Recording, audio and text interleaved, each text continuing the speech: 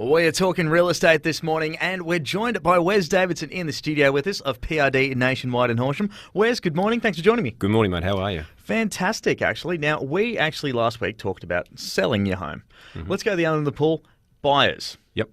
Now, obviously, buyers need to be very careful, don't they? Absolutely. You know, it's a big investment when you're buying a property. So a little bit of research, a little bit of due diligence before you buy can save you a heck of a lot of pain.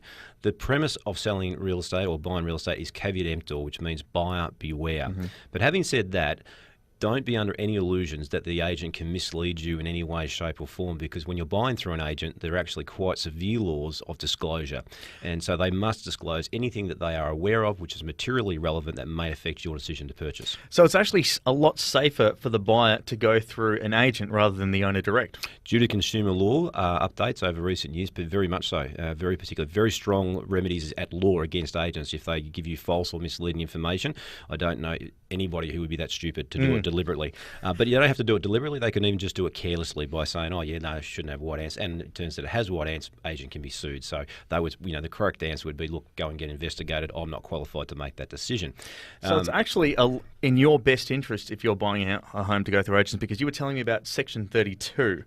Well, the Section 32 doesn't really pertain to the agent, but what it's part of the process of Victorian law, which is great, which is a disclosure process. So the vendor statement is also known as Section 32, sale of land, details all things about a property that a buyer ought to know, such as what's the planning scheme it's under, what is its zone, is it residential, industrial, commercial, are there any notices or orders over the property, any proposed planning changes to it.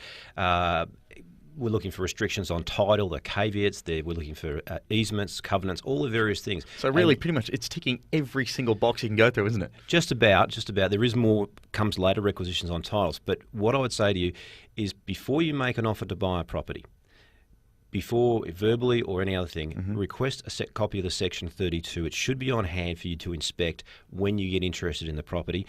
In New South Wales, you have to actually have the contract prepared, the vendor statement, or the equivalent of the vendor statement prepared before you're even allowed to look at a property up in New South Wales. I think it'd be a very good thing to bring into Victoria as well.